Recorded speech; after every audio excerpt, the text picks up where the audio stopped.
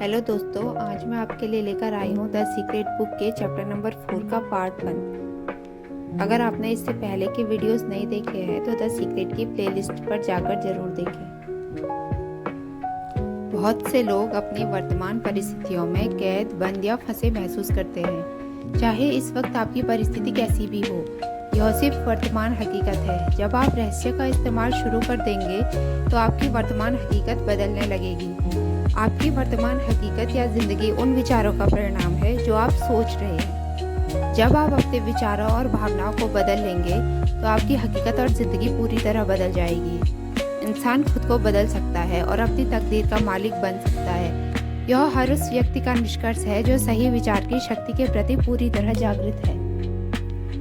अगर आप अपनी परिस्थितियों को बदलना चाहते हैं तो पहले आपको अपनी सोच बदलनी होगी। हर बार जब आप अपनी दाग देखकर उसके भीतर बिल निकलने की आशंका करने लगते हैं तो क्या होता है, उसमें से बिल ही निकलता है। हर दिन आप बिल आने की दहशत में रहते हैं। आप कभी किसी अच्छी चीज की उम्मीद नहीं करते। आप कर्ज के बारे में सोच रहे हैं, कर्ज की उम्मीद कर रहे हैं। इसीलिए अगर आपको कर्ज ही मिलता है तो आपको हैरान नहीं होना चाहिए। और हर दिन आप अपने विचार की पुष्टि करते हैं। क्या कर्ज वहाँ पर होगा? हाँ, कर्ज वहाँ पर है। क्या कर्ज आने वाला है? हाँ, कर्ज आने वाला है। क्यों? क्योंकि आप कर्ज के बारे में आशंकित थे। वह इसलिए सामने आ गया क्योंकि आकर्षण का नियम हमेशा आपके विचारों के प्रति आज्ञाकारी होता है। खुद पर एक एहसान करें, बिल की नहीं चेक की उम्मीद करें। उम्मीद एक प्रबल आकर्षण शक्ति है क्योंकि यह चीजों को आपकी ओर खींचती है।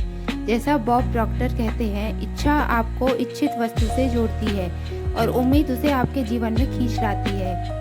उन चीज़ों की उम्मीद करें जिन्हें आप चाहते हैं, उन चीज़ों की उम्मीद न करें जिन्हें आप नहीं चाहते। आप इस समय किस चीज़ की उम्मीद कर रहे हैं? ज़्यादातर लोग अपनी वर्तमान परिस्थितियों की तरफ देखकर कहते हैं, मैं ये हूँ। यह आप नहीं है, यह तो आप थे। उदाहरण के लिए मान लें कि आपके बैंक खाते में पर्याप्त पैसे नहीं है, या आपके संबंध वैसे नहीं है जैसे आप चाहते हैं, या सेहत और फिटनेस सही स्तर पर नहीं है। यह आपका वर्तमान स्वरूप नहीं है, यह तो आपके पुराने विचारों और कार्यों का परिणाम है।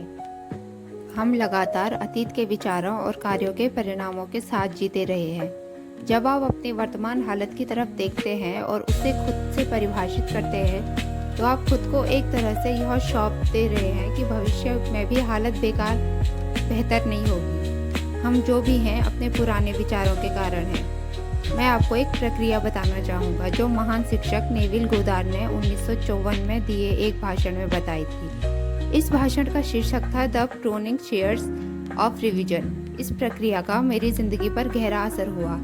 नेविल सलाह देते हैं कि हर रात सोने जाने से पहले आप दिन भर की घटनाओं के बारे में सोचें।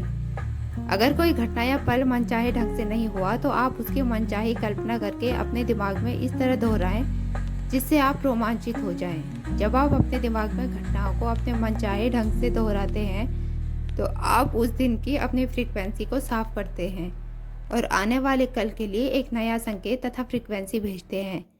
आपने सजगता से अपने भविष्य के लिए नई तस्वीरें बना दी है।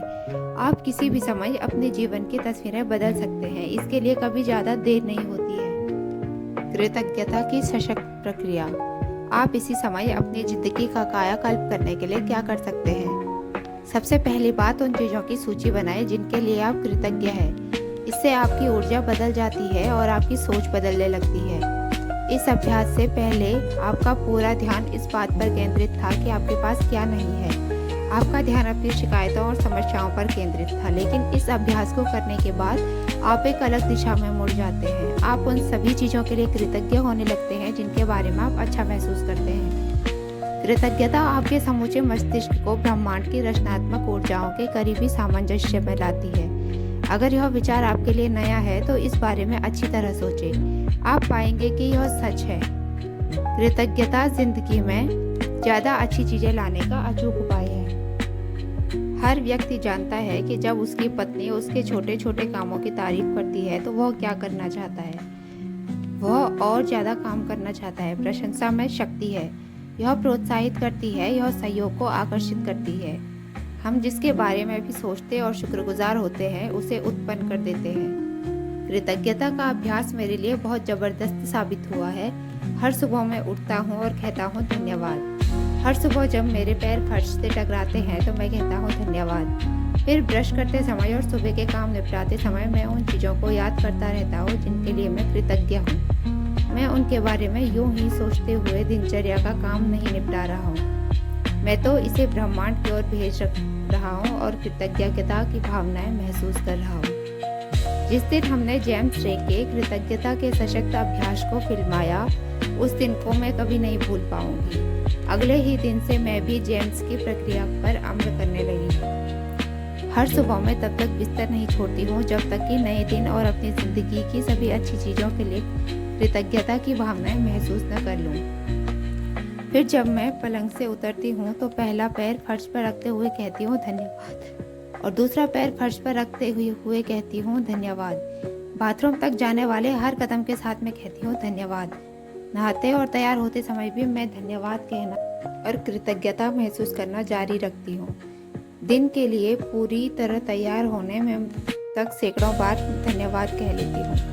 यह काम करके मैं अपने दिन और इसमें शामिल घटनाओं को शक्तिशाली ढंग से आकार दे रही हूँ। मैं उस दिन के लिए अपनी फ्रीक्वेंसी तय कर रही हूँ और सकारात्मक रूप से उस रास्ते की घोषणा कर रही हूँ जिस पर मैं अपने दिन को ले जाना चाहती हूँ, बजाय इसके कि मैं पलंग से लड़खड़ाते हुए उतरूं और दिन में आने वाली परिस्थितियों को खुद पर हावी हो जाने दूं। दिन शुरू करने का इससे बेहतर तरीका दूसरा नहीं है। आप अपने जीवन के निर्माता हैं, इसलिए अपने हर दिन का सकारात्मक निर्माण करने के बाद ही उसे शुरू करें। कृतज्ञता इतिहास के सभी महान अवतारों की नसीहत का आधारभूत अंग रहा है।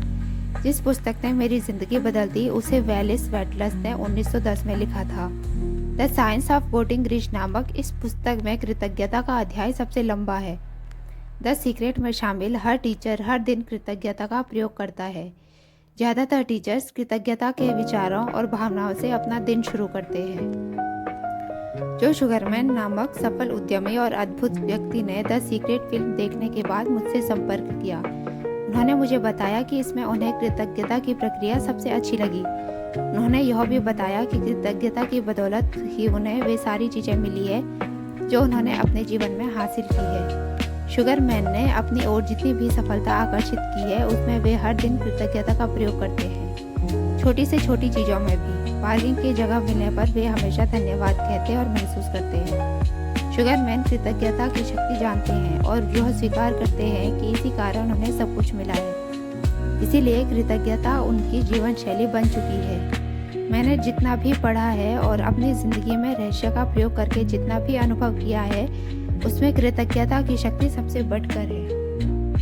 अगर आप रहस्य के ज्ञान से सिर्फ एक ही काम करना चाहते हो तो कृतज्ञता का प्रयोग करें जब तक कि यह आपकी जीवन शैली न बन जाए। आपके पास वर्तमान में जो है, जब आप उसके बारे में अलग महसूस करने लगते हैं तो आप और भी ज़्यादा अच्छी चीज़ों को आकर्षित करेंगे। फिर आपके पास ऐसी और चीज़ें आ जाएंगी जिनके लिए आप कृतज्ञ हो सकते हैं। आप चारों ओर देखकर यह कह सकते हैं, देखिए मेरे पास वैसी कार नहीं है जैसी मैं चाहता हूँ, मेरे पास वैसा मकान नहीं है जैसा मैं चाहता हूँ, मेरे पास वैसा जीवन साथी नहीं है जैसा मैं चाहता हूँ, मेरे पास वैसी सेहत नहीं है जैसा मैं चाहता हूँ। ओ रहने दे। ये वे सारी चीज़ें हैं जो आप नहीं चाहते हैं। उन चीज़ों पर ध्यान केंद्रित करें जो आपके पास पहले से ही है और जिनके लिए आप कृतज्ञ हो सकते हैं। हो सकता है आप अपनी आंखों के लिए कृतज्ञ हो जिनसे आप यह पुस्तक पढ़ रहे हैं। हो सकता है आप अपने शानदार कपड़ों के लिए कृतज्ञ हो।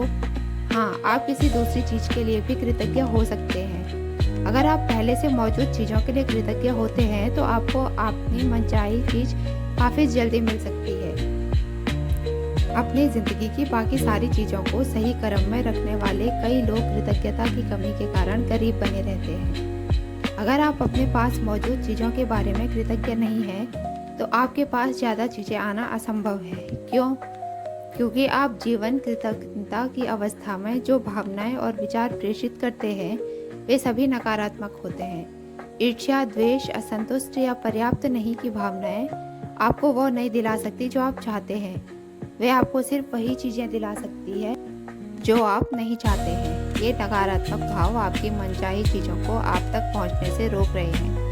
अगर आप नई कार चाहते हैं लेकिन अपनी वर्तमान कार के लिए कृतज्ञ नहीं है तो आप इसी प्रबल फ्रिक्वेंसी को बाहर भेज रहे हैं। अगर आपके पास इस समय जो है उसके लिए कृतज्ञ बने।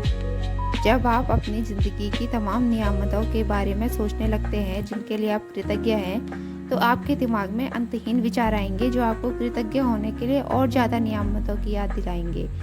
आपको शुरुआत करनी होगी और फिर आकर्षण का नियम उन कृतज्ञता के विचारों को ग्रहण करके आपको वैसी ही नियामतें देगा।